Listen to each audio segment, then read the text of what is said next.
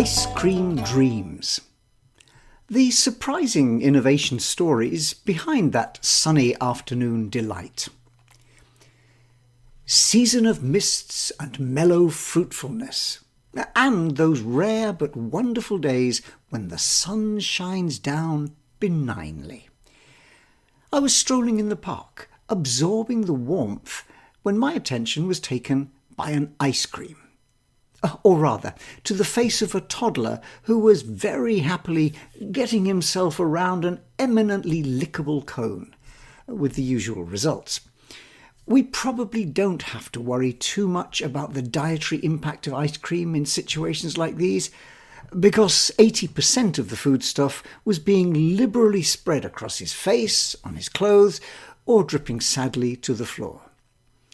Which prompted the idle thought, it was a warm and lazy afternoon, about the possibility of non-melting ice cream. And from there to reflections on the general pattern of ice cream innovation. Now, it's been with us a long time. The origins of ice cream are shrouded in the usual temporal mists, but it's generally thought to have emerged from eating snow. And then someone having the bright idea, in China around 200 BCE, of mixing in some milk and rice. Which is great if you happen to have nearby mountains to provide the necessary cold stuff. But if not, you need some way of making, or at least preserving, ice. Which is where the Persians came in with the necessary engineering. Around 400 BCE, they developed an early concept for the refrigerator, a large pyramidal structure called a yakchal that used evaporation and insulation to keep things cool. So, armed with this process innovation, and after a few hundred more years, they developed a delicacy called a sherbet, an ice-based fusion of various flavourings and a magic ingredient, sugar, which trade with India had given them access to.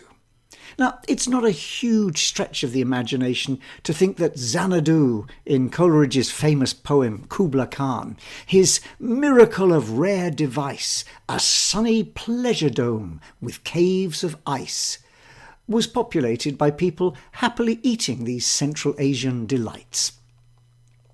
Not surprisingly, the idea of ice cream spread across Europe, though the pace of innovation slackened somewhat.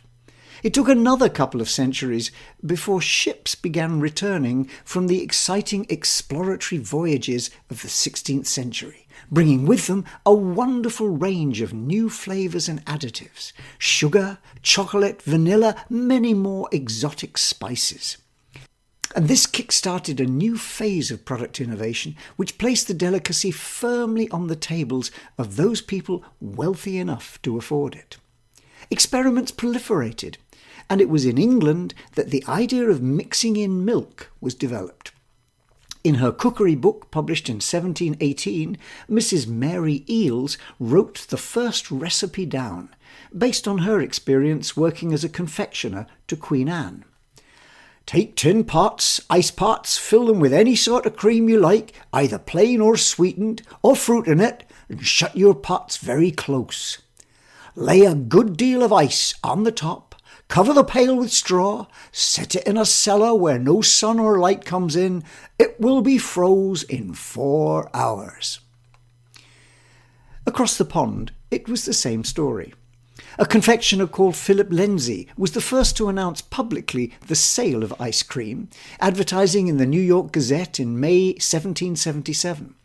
And George Washington indulged his presidential weakness for the delicacy to the tune of a $200 a day habit during the summer of 1790.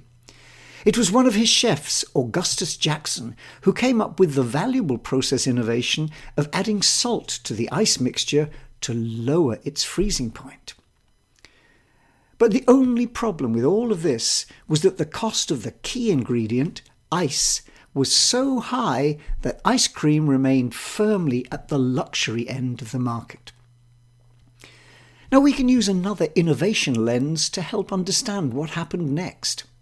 Abernathy and Utterback's valuable model of innovation dynamics suggests that emphasis shifts during an innovation's life cycle. In its early days, attention is on experimenting with a core product idea, until a dominant design emerges which captures the attributes that the market values.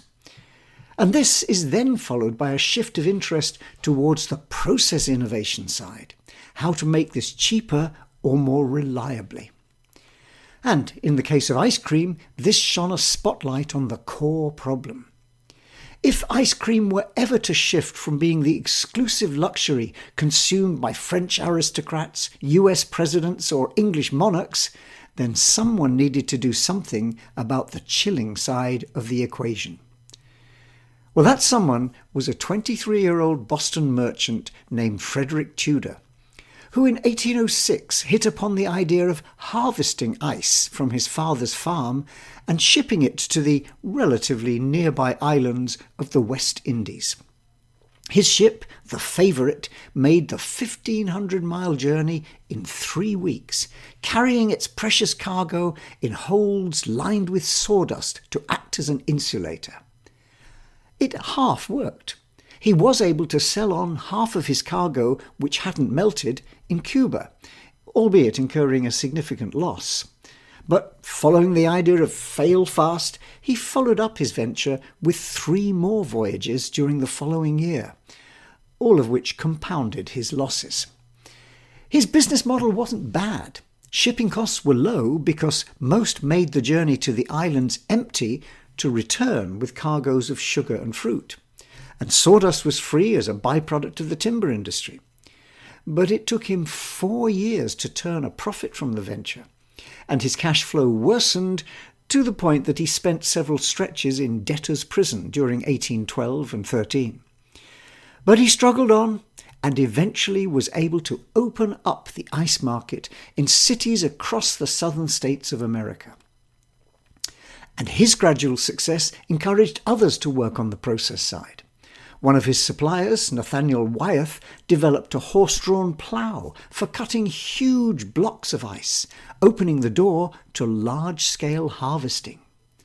Others worked on the logistics and the insulation side.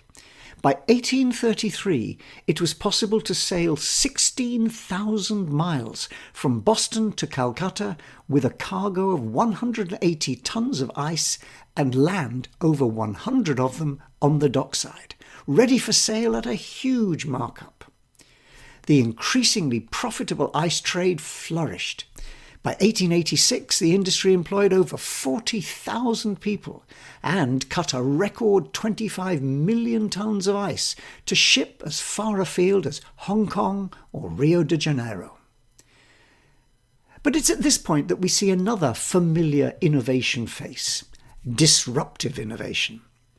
Because in 1834, Jacob Perkins had been granted a patent for his apparatus and means for producing ice and in cooling fluids, with which he effectively demonstrated that vaporizing and condensing a volatile liquid in a closed system would do the job.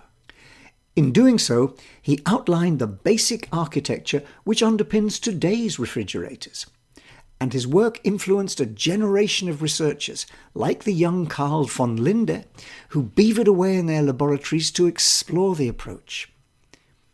It wasn't long before artificial ice making became a reality. By 1873, a patented commercial refrigeration system was on the market. In the years which followed, the industry grew. In 1879, there were 35 plants, and 10 years later, 222, all making artificial ice. Now, effectively, this development sounded the death knell for the ice harvesting industry, although it took a long time to go under. For a while, both industries grew alongside each other, learning and innovating along their different pathways and expanding the overall market for ice. For example, by feeding the growing urban demand to fill domestic ice boxes. But inevitably the new technology took over as the old harvesting model reached the limits of what it could achieve in terms of technological efficiencies. Significantly, most of the established ice harvesters were too locked into the old model to make the transition, and so went under, to be replaced by the new refrigeration industry dominated by new entrant firms. All of which was good news for the ice cream side of things. The stage was now set for another kind of innovation, market positioning. Anticipating Henry Ford by decades, the next wave of innovation was all about turning a luxury product into one for mass consumption. With the falling cost and rising availability of ice, the entrepreneurial opportunities became increasingly apparent, not least to Signor Carlo Gatti, a native of the Italian corner of Switzerland who moved to England in 1847. He started out with a small street stall selling roasted nuts and waffles in London, and was successful enough to be able, 2 years later, to open a small cafe in Holborn, selling a variety of coffee, chocolate, confectionery, including ice cream. Now, his ice came from the nearby Regent Canal via the Regent Canal Company, who had followed Tudor's ideas and diversified into ice harvesting.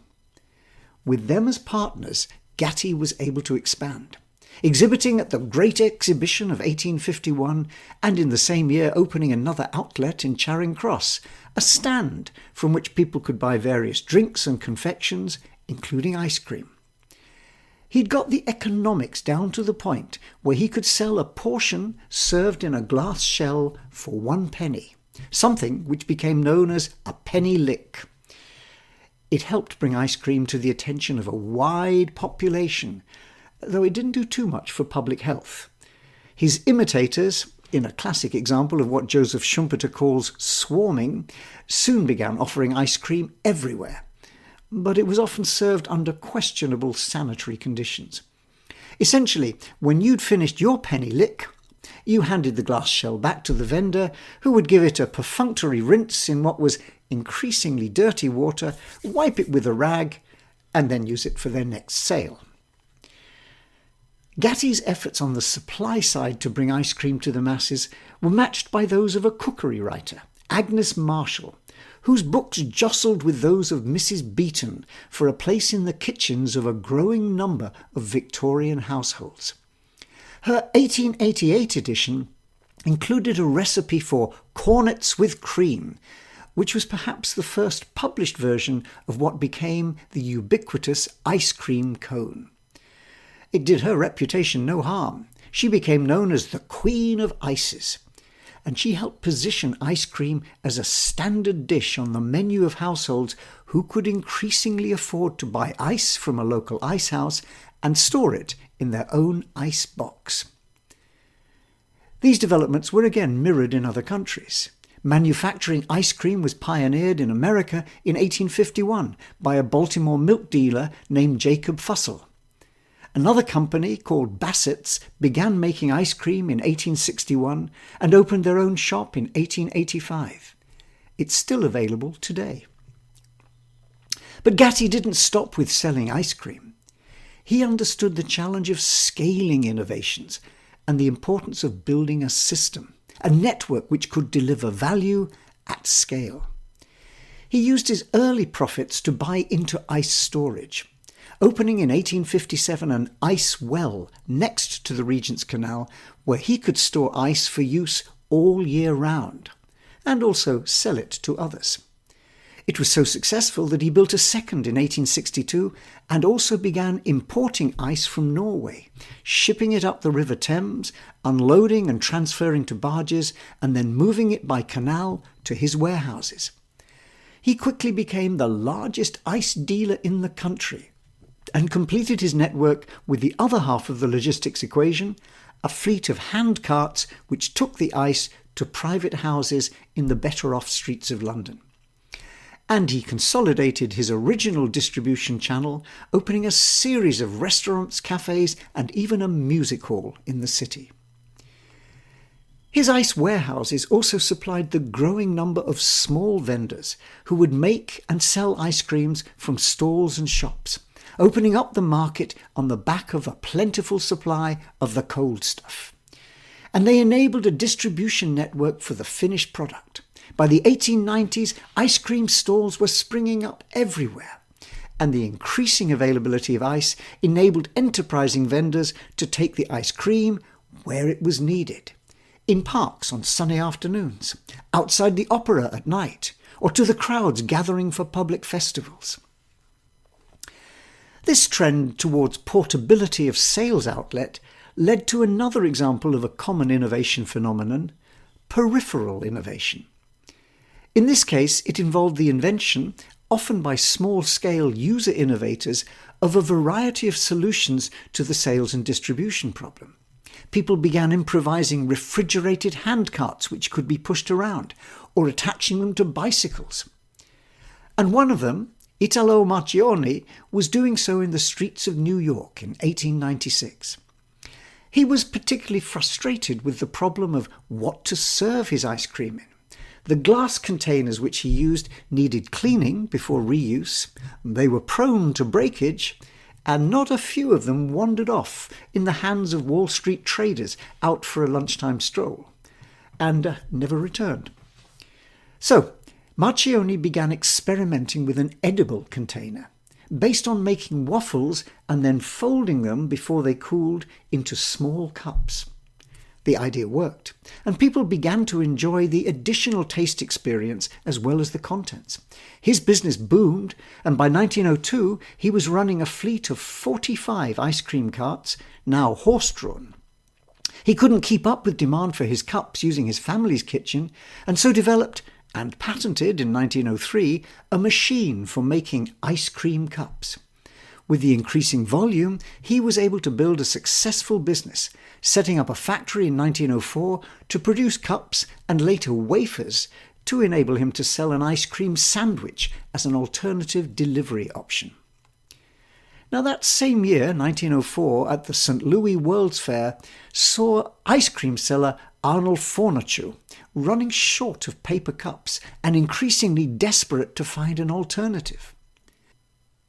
The next door concession was a store run by Ernest Hamwi, selling a crisp waffle called Zalabis.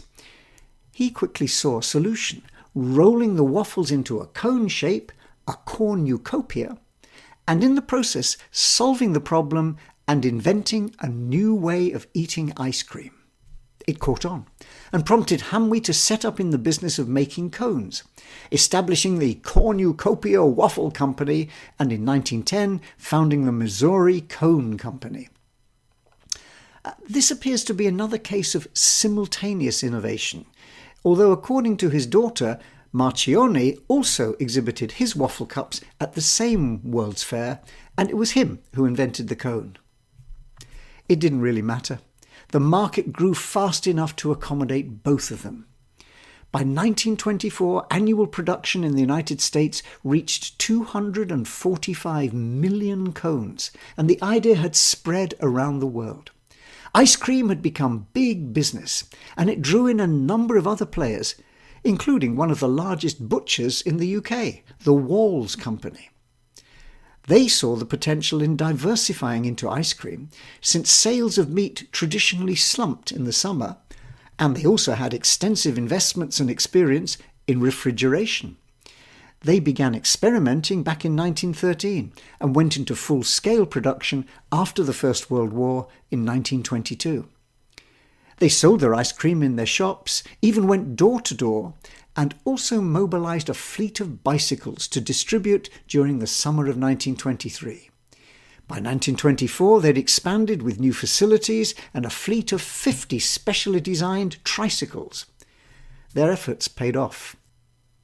3 years later, in 1927, sales had increased from £13,000 to £440,000.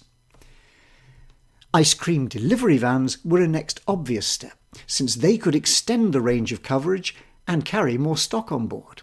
Equipped with loudspeakers to replace the bicycle bell, they became a feature of every summertime street across the country. They also opened up an interesting sideline in what we might call pirate innovation, using a novel idea in unexpected and not entirely legal ways. The city of Glasgow in Scotland became notorious during the 1980s for what were termed the ice cream wars, in which there was increasing violence between ice cream van salesmen, a classic case of gangland turf wars. They weren't fueled by a particularly strong appetite amongst the local population for ice cream. The problem arose because the vans, being highly mobile and working as cash-based businesses, offered an excellent base for the illegal trafficking of drugs and stolen goods. Back to our Abernathy and Utterback model of the innovation life cycle, which also points us towards another innovation wave which occurred in the 1970s. Once a dominant design has been established and process innovation takes over, there's a drift towards maturity, which opens up the possibility of new growth coming as the cycle repeats. In the case of ice cream, this was through marketing innovation, repositioning the product. Now, this often involves significant storytelling, weaving a new narrative around an old idea. In the case of ice cream, it changed perception of the product from a simple treat to be enjoyed by children and their indulgent parents on hot days, to something which was a much more adult-focused luxury experience. Exotic flavours proliferated, and advertising stressed the sophisticated aspect. Brands like Häagen-Dazs were created, which emphasised the sensual pleasures of consuming frozen milk. Of course, this effectively returned ice cream to where it had all started, as something which only the wealthy could afford. Only this time, its luxury appeal was to everyone. And the rise of such specialist ice cream can be seen today in the number of refrigerated cabinet spaces devoted to it in supermarkets. Today's market for ice cream is vast. Estimates suggest it's going to reach $97 billion by 2027, up from $71 billion back in 2021. And that's without taking into account the potential demand increase which might come if global warming continues. It also provides further incentive for innovation, with increasing investment into advanced R&D to try and understand things like the microcrystalline structures of ice cream, or the key parameters involved in stimulating taste and texture receptors inside the mouth. So, maybe somewhere in a laboratory right now, someone is working on my non-melting ice cream idea.